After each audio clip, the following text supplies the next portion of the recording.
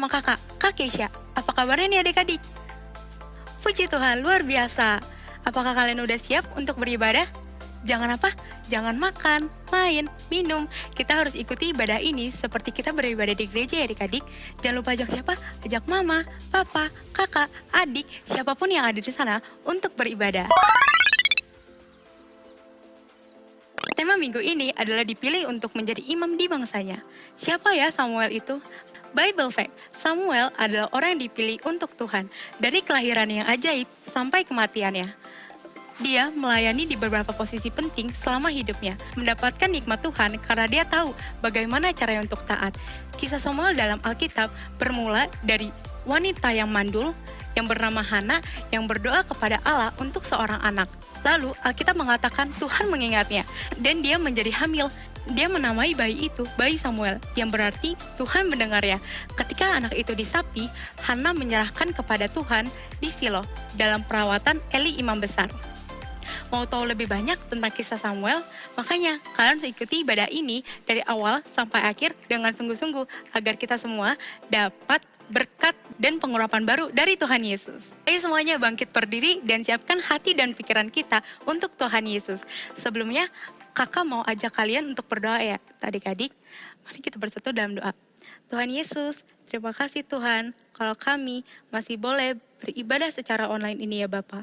Kiranya Engkau berkati ibadah kami dari awal, pertengahan, hingga akhirnya ya Bapa, melalui puji-pujian yang akan kami angkat. Hanya dalam nama-Mu, kami berdoa dan mengucap syukur. Amin.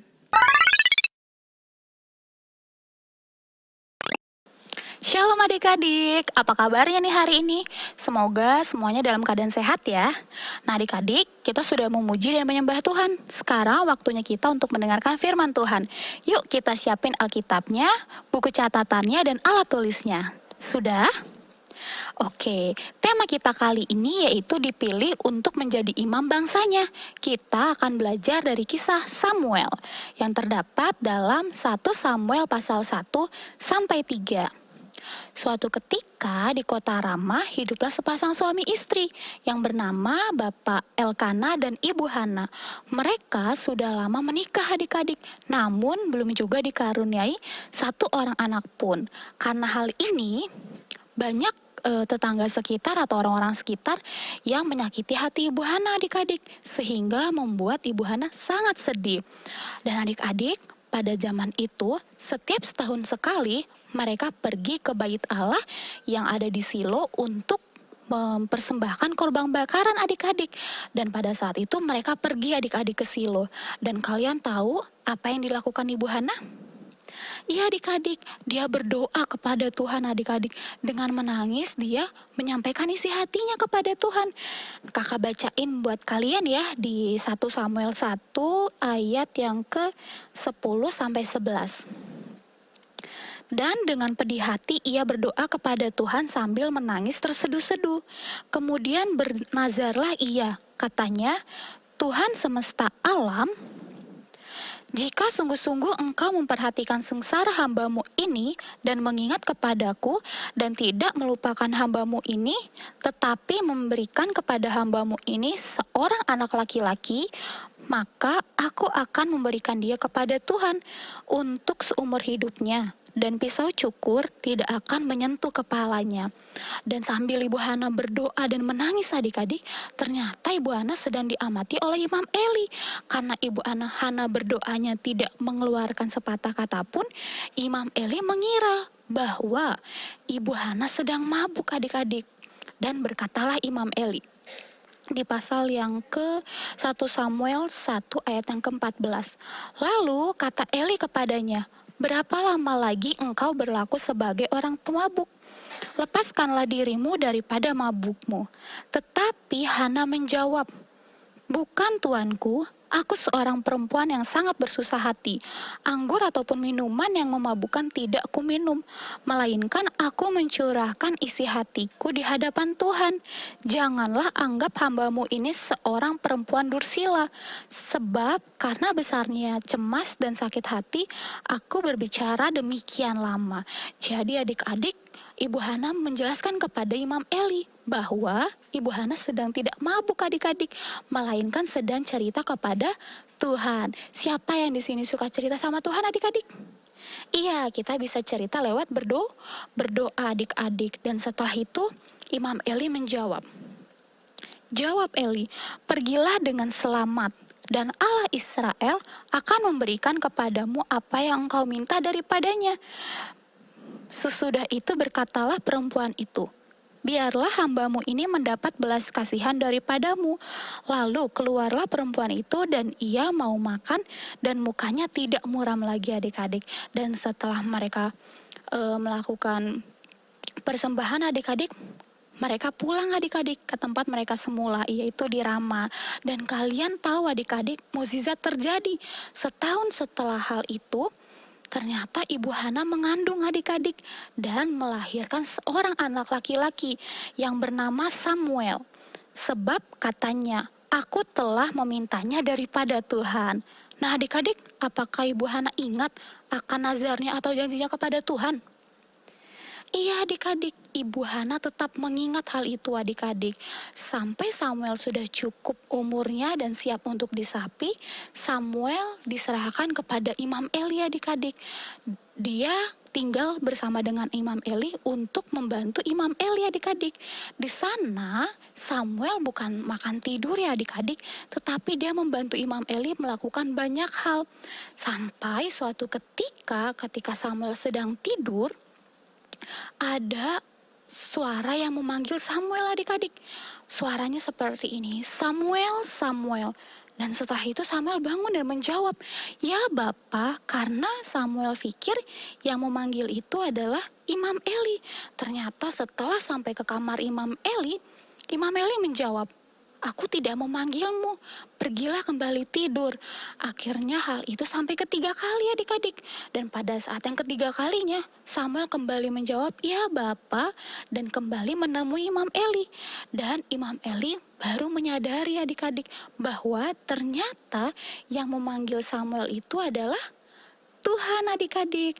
Dan Imam Eli bilang, kalau nanti suara itu kembali, Samuel menjawab, ya Bapak, berbicaralah, hambamu siap mendengarkan. Dan setelah itu, kalian tahu adik-adik, Tuhan memanggil kembali. Yuk kita baca di 1 Samuel 3, ayat yang ke-10. Sudah, kita baca sama-sama ya. Lalu datanglah Tuhan, berdiri di sana dan memanggil seperti yang sudah-sudah. Samuel, Samuel. Dan Samuel menjawab, berbicaralah sebab hambamu ini mendengar.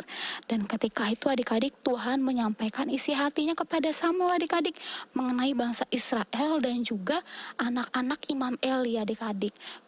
Keesokan harinya setelah Samuel bangun, Samuel beraktivitas seperti biasa adik-adik.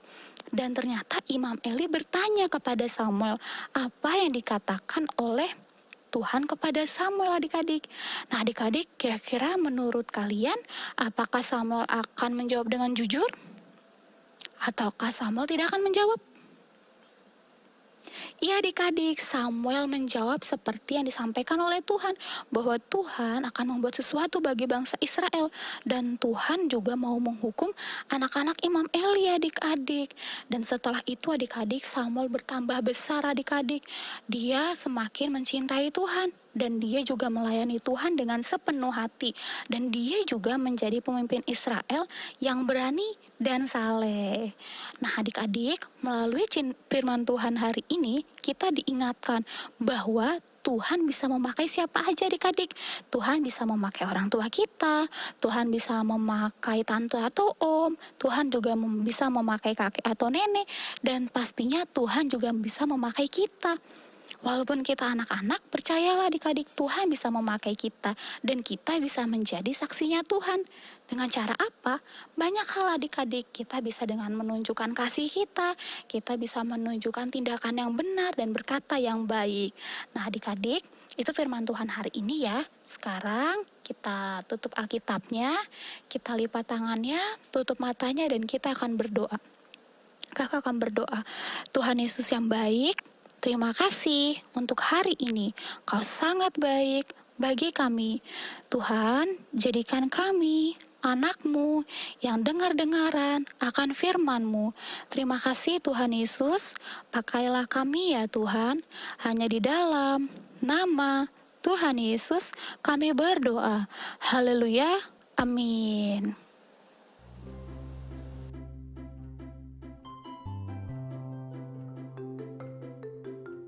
Matius 26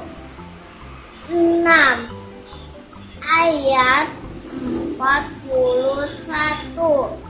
Berjaga-jagalah dan berdoalah supaya kamu tidak jatuh ke dalam percobaan. Oke adik-adik, sebelum kita selesai dan tutup ibadah kita hari ini, kakak mau ajak semuanya yang ada di rumah, siapapun yang menonton acara tayangan ibadah hari ini, yuk kita bangkit berdiri, kita akan tutup ibadah kita akan berdoa, kita akan mengucap syukur, dan kita juga akan menerima berkat dari Tuhan Yesus. Yuk kita berdoa. Tuhan Yesus yang baik, terima kasih ya Tuhan, kami bersyukur hari ini kami masih diberikan lagi kesempatan untuk kami bisa menyembah Tuhan, beribadah, dan kami menerima pesan dari firman Tuhan. Biar ibadah kami hari ini Tuhan menyenangkan Tuhan dan berkenan kepada Tuhan. Dan sebelum kami selesai Tuhan, kami mau terima berkat daripada Tuhan. Biar Tuhan memberkati setiap adik-adik, semua anak-anak yang setia, keluarga yang setia melihat ibadah tayangan ibadah hari ini Tuhan. Biar Tuhan memberkati dimanapun mereka berada. Berkat perlindungan, kesehatan, penyertaan Tuhan berikan kepada mereka. Kemanapun mereka pergi, Tuhan berjalan bersama mereka dan Tuhan menyertai mereka. Tuhan menjaga setiap aktivitas mereka, memimpin setiap aktivitas mereka, dan Tuhan memberikan kekuatan, kesehatan yang berlimpah-limpah daripada Tuhan. Dan apa saja yang kami perbuat yang berkenan kepada Tuhan, Tuhan akan selalu buat kami selalu berhasil. Terima kasih Tuhan, biar kesehatan daripada Tuhan berlimpah atas setiap kami. Kami dijauhkan dari sakit penyakit dan kami dijagai Tuhan dan dilindungi Tuhan. Terima kasih Tuhan Yesus, kami berdoa dan mengucap syukur. Haleluya. Amin.